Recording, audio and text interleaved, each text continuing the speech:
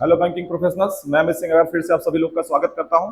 तो आज हम लोग बात करने वाले हैं एक बहुत ही इंपॉर्टेंट टॉपिक के बारे में, और वो टॉपिक आपके एग्जाम में अक्सर आता है। तो आज हम लोग बात करने वाले हैं सीएनपी यानी क्लीन नोट पॉलिसी के बारे में। ठीक है, तो क्लीन नोट पॉलिसी के बारे में हम लोग बात करेंगे, जो कि हमारे देश में कब आया, क्या इसके मेन पॉइंट्स हैं और इसमें और क्या क्या चीजें हैं, एक एक करके इसमें समझते हैं। इसमें हम लोग बैड नोट की कैटेगरी भी देखेंगे, तो एक एक करके समझते हैं।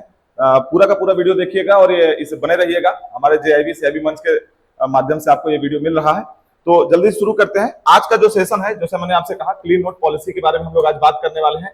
क्लीन नोट पॉलिसी में मैंने जो इसमें चीजें शामिल की हैं, उसको अगर सबसे पहले बात करें तो ये पॉलिसी जो है, अगर आप देखें तो सबसे पहले ये पॉलिसी 1 जनवरी 2017 को लॉन्च हुआ है। ठीक, 1 जनवरी 2017 को ये पॉलिसी लॉन्च किया गया है, और ये पॉलिसी सिर्फ और सिर्फ गांधी जी सीरीज 2 नोट पर ही लॉन्च होता है, यानी लागू होता है या एप्लीकेबल है, आप ये भी कह सकते हैं। देखिए, हमारे देश में गांधी जी सीरीज 1 नोट भी है, और जो डिमोनेटाइजेशन का स्टेप हुआ था 2016 में, उस डिमोनेटाइजेशन के बाद जो नए नोट आए थे उनको गांधी जी सीरीज 2 नोट कहा जाता है। इसमें कुल मिला के 7 अलग अलग डिनोमिनेशन के नोट आए थे, जिसमें 10 रुपया, 20 रुपया, 50 रुपया, 100 रुपया, 200 रुपया, 500 रुपया और 2000 रुपया के कुल मिलाकर 7 अलग अलग डिनोमिनेशन के नोट हमारे यहाँ आए थे। जिसमें से 2000 वाले नोट को अब डिसकंटिन्यू कर दिया गया है, तो ये नोट तो अब है नहीं, बचे इतने नोट। ठीक है ना। तो इन सभी नोट के ऊपर जो है क्लीन नोट पॉलिसी जो है वो आप कह सकते हैं कि इक्वली एग्जीक्यूट होता है। तो इन्हीं पर हम लोग बात करने वाले हैं। अच्छा, कुछ फैक्चुअल पॉइंट्स भी मैं आपको इसमें बता देता हूं, जैसे कि क्लीन नोट पॉलिसी में आरबीआई का कहना है कि नोट के ऊपर कुछ भी अनवांटेड लिखा नहीं होना चाहिए, खासतौर से पेन से। ठीक है ना। तो नोट के ऊपर कुछ भी अनवांटेड नहीं लिखा होना चाहिए, या फिर नोट के ऊपर कोई भी रबर स्टैंप नहीं लगा होना चाहिए, यानी मुहर नहीं लगा होना चाहिए, या फिर नोट को स्टेपल नहीं किया होना चाहिए। ये 3 बेसिक पॉइंट्स आरबीआई ने बताया था क्लीन नोट पॉलिसी के अंतर्गत। जो सीरीज 2 वाले नोट है, जो नए वाले नोट है, उस पर कहीं से भी कुछ भी पेन से अनवांटेड नहीं लिखा होना चाहिए, पहला। दूसरा, नोट के ऊपर कोई रबर स्टैंप यानी मुहर नहीं लगा होना चाहिए, और तीसरा, नोट के ऊपर कोई स्टेपल नत्थी पिन नहीं किया होना चाहिए। अगर ऐसा कोई भी एक्टिविटी उस नोट के साथ किया गया, यानी ऐसा कोई भी सांस्कृतिक कार्यक्रम उस नोट के साथ हुआ हो, तो ऐसे नोट को स्क्रिबल्ड नोट की कैटेगरी में रखा जाएगा, ऐसा आरबीआई ने बोला है। तो अगर इन 3 में से कोई भी सांस्कृतिक कार्यक्रम अगर किसी नोट के साथ हुआ है, तो उस नोट को स्क्रिबल नोट कहा जाएगा। और जो सीएनपी की गाइडलाइन है, यानी क्लीन नोट पॉलिसी 2017 की गाइडलाइन है, उसके अकॉर्डिंगली ये नोट एक्सेप्टेबल नहीं होंगे 1 जनवरी 2017 से। लेकिन अब यहां ध्यान रखने वाली बात यह है कि एक्सेप्टेबल किसके लिए नहीं है। बैंक इसे एक्सेप्ट करेगा, ठीक है, बैंक इसको एक्सेप्ट करेगा, लेकिन इसे री इशू नहीं करेगा, री इशूबल के पैकेट में इसे नहीं डालेगा, ऐसा आरबीआई ने गाइडलाइन बनाया है। लेकिन अगर कस्टमर इसे लेने से मना करता है, तो उसके ऊपर किसी भी तरह का लीगल एक्शन नहीं लिया जा सकता है। ठीक है, तो ये मामला लाया गया था 2017 में। अगर मैं इसी को आगे बढ़ाऊं, बैड नोट की कैटेगरी, जैसा कि मैंने आपसे कहा था, तो बैड नोट की कैटेगरी में आते हैं। सबसे इंपॉर्टेंट पहला, स्वाइल्ड नोट। ठीक है, स्वाइल नोट एक ऐसा नोट होता है जो यूज करते करते गंदा या मटमैला हो गया हो, यानी कि dirty due to normal wear and tear. ठीक है, थोड़ा बड़ा कट फट गया हो, या फिर अधिकतम 2 टुकड़ों में बट गया हो, बट नोट का कोई भी इसेंशियल फीचर गायब न हुआ हो, ऐसा कहा जा रहा है। तो नोट का कोई भी इसेंशियल फीचर गायब न हुआ हो किसी भी तरीके से, अधिकतम 2 टुकड़ों में नोट फट के अलग अलग हुआ हो, 2 से अधिक टुकड़े न हो, या फिर नोट हल्का फुल्का गंदा, मटमैला या कटा फटा हो, तो ऐसे नोट को स्वाइल्ड नोट कहा जाता है।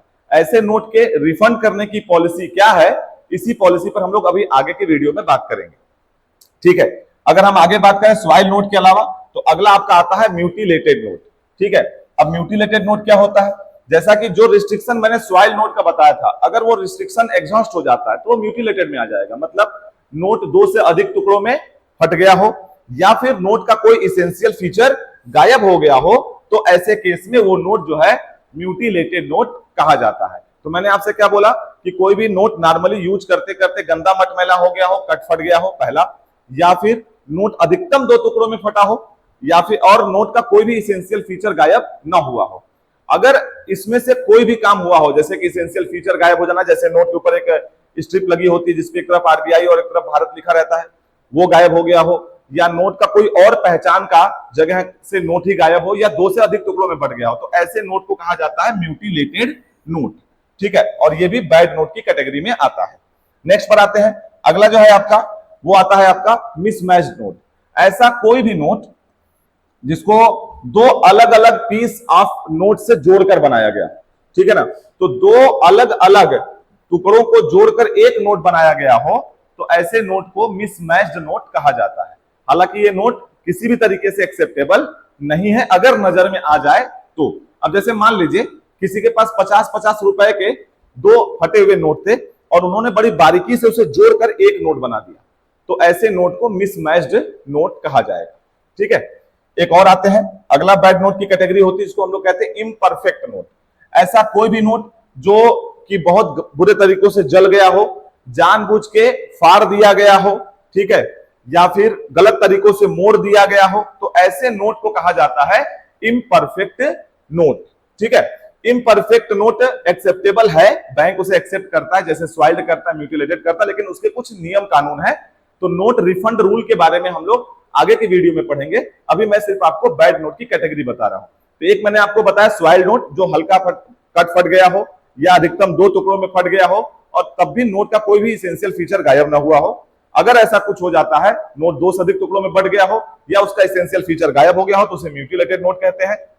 अगर नोट दो अलग अलग नोट को जोड़कर एक नोट बनाया गया हो, तो ऐसे नोट को कहा जाता है मिसमैच्ड नोट। और अगर नोट जानबूझ के फाड़ा गया हो या बहुत गलत या बुरे तरीकों से जल गया हो, तो ऐसे नोट को कहा जाता है इम्परफेक्ट नोट। अब आप कहेंगे सर जानबूझ के फाड़ा गया, ये कैसे पता चलेगा? इन जनरल हम लोग नोट को एक या दो जगह से मोड़ते हैं, लेकिन अगर रैंडम नोट कहीं मुड़ा हुआ मिल जाए तो ऐसे केस में हम लोग क्या मानते हैं कि वो नोट जानबूझ के फाड़ा गया है। नेक्स्ट पर आते हैं, अगला आपका पार्ट है जो है वो है star series note. Star series note क्या होता है? तो कई बार क्या होता है ना कि आरबीआई से जो नोट आरबीआई इशू करती है, जो नोट आरबीआई इशू करती है उसमें कोई एक डिफेक्ट हो जाता है, प्रिंटिंग डिफेक्ट जिसको कहते हैं। अब प्रिंटिंग डिफेक्ट तो हो गया, बट प्रॉब्लम यह है कि वो नोट जो प्रिंटिंग डिफेक्ट हुआ है नोट में, उसको आरबीआई को पता नहीं चला और आरबीआई ने उसे मार्केट में रिलीज कर दिया या इशू कर दिया। अब इशू तो कर दिया आरबीआई ने, बाद में पता चला कि इसमें कोई प्रिंटिंग डिफेक्ट हुआ है।